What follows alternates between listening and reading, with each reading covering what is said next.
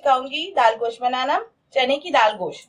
Dhaba style होता है और ये इसके लिए मैंने जो गोश्त यूज कर रही हूँ वो बीफ का है और ये तकरीबन 3 पाव के करीब गोश्त है। और ये जो इसमें थोड़ा मैंने रिवाज भी ऐड किया हुआ है। एक मुझसे तुराब ने क्वेश्चन किया था कि रिवाज क्या होता है। ये जो गाय की गोश्त में या चिकनाई की बोटियां होती है उसको रिवाज कहते हैं। दाल जो है वो आधा किलो है और ये मैंने भिगो के रख दी है 2 घंटे के लिए। 2 घंटे के लिए आप इसको जरूर भिगो के रखिएगा, अगर हो सके तो आप रात से भिगो दें, सुबह अगर बनानी हो तो। मसूर की दाल मैंने इसमें आधा कप ली है, दही आधा पाव, टमाटर 4 अदद, प्याज 2 अदद बारीक कट कर ली है, अदरक लहसुन का paste 2 table spoon, 1.5 table spoon धनिया पाउडर, 1 चम्मच हल्दी पाउडर, आधा चम्मच कसूरी मेथी ऊपर से गार्निश के लिए, इससे बहुत अच्छी स्मेल आती है, नमक 1.5 चम्मच, आप हस्बे जरूरत रख लेगा, टेस्ट करके देख लिया करें। और ये मैं इसमें 1 चिकन क्यूब ऐड कर रही हूँ। आपकी मर्जी है आप इसमें ऐड करें ना करें, लेकिन इससे बहुत अच्छा टेस्ट आता है, इसलिए मैं जरा सा चिकन क्यूब डाल देती हूँ। सफेद दखनी मिर्च आधा चम्मच, काली मिर्च आधा चम्मच, जीरा 1 चम्मच, धनिया जो है साबुत 1 चम्मच। इन सबको मैं कूट लूंगी और इसको फिर मैं ऊपर से इसके डलेगा। ये ऑयल 1/4 कप या हस्बे जरूरत इतना आप लोग ऐड करते हैं। हरी मिर्चें बीच में से कट कर लें और हरा धनिया, ये सब गार्निशिंग के लिए। तेल आधा कप आप डाल लें।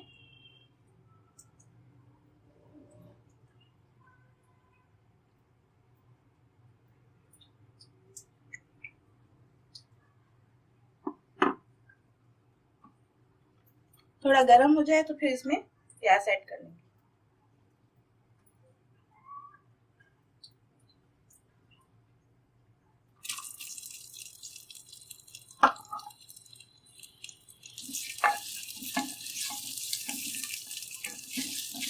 आपके पास मिट्टी की हांडी हो तो मिट्टी की हांडी में बना लें, वरना आप नॉर्मल जो हांडी होती है, जो पतीलियां होती हैं घर में, आप उसमें बनाएं।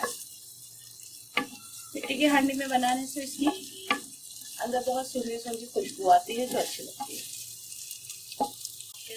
है।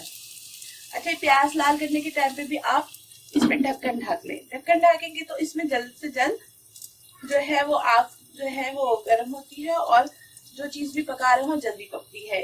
मिट्टी की हांडी में पकाने के लिए आप हमेशा उसको ढक के ही हर काम करें, तो फिर वो जल्दी होता है, वरना इसकी जो भाप होती है वो उग जाती है।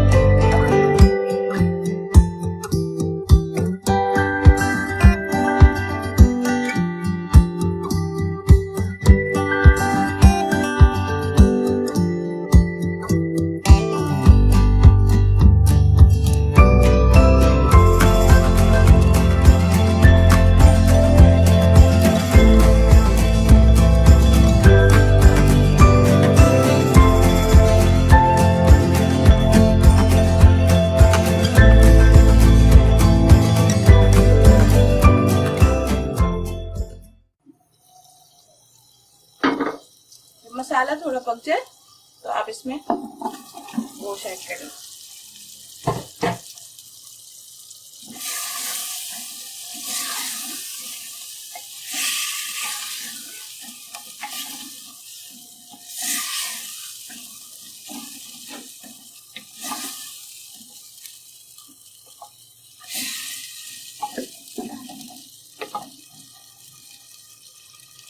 दही भी अब इस टाइम डालना है।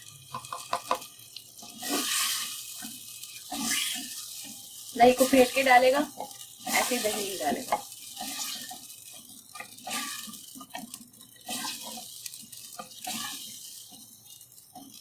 अब मैं इसमें 2 कप के करीब पानी डाल दूंगी।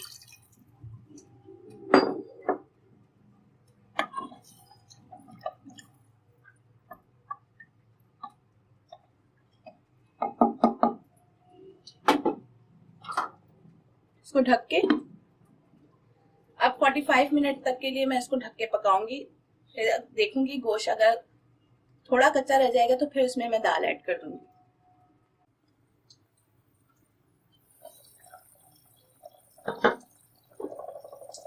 तकरीबन 30 मिनट हो गए हैं। अब मैं इसके अंदर दाल भी डाल दूंगी।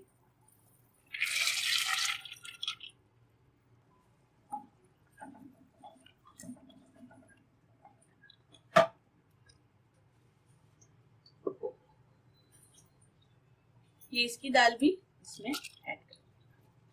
दोनों दाल गलने में तकरीबन आधे से पौन घंटा लेंगे। खूब तेज आंच में आप इसको चढ़ा दें। जब बॉईल आने लगेगा तो मैं इसको हल्की आंच करके फिर मैं इसको ढक के चढ़ा दूं।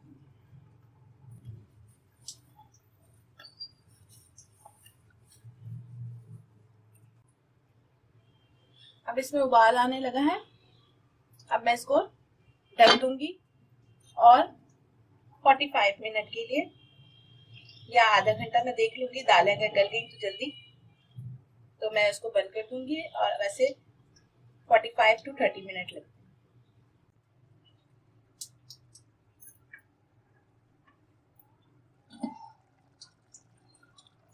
अब आधा घंटा हो गया है और ये देखें दाल भी मसाला गल गई है और गोश्त भी गल गया है। अब मैं इसमें जो मसाले मैंने पीसे थे वो मैं इसके ऊपर कसूरी मेथी, हरी मिर्चें, हरा धनिया।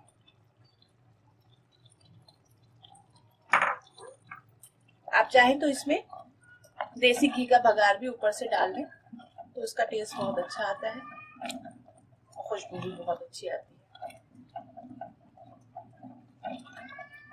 इसको मैं 2 मिनट के लिए ढक के पकाऊंगी ताकि रोगन ऊपर आ जाए।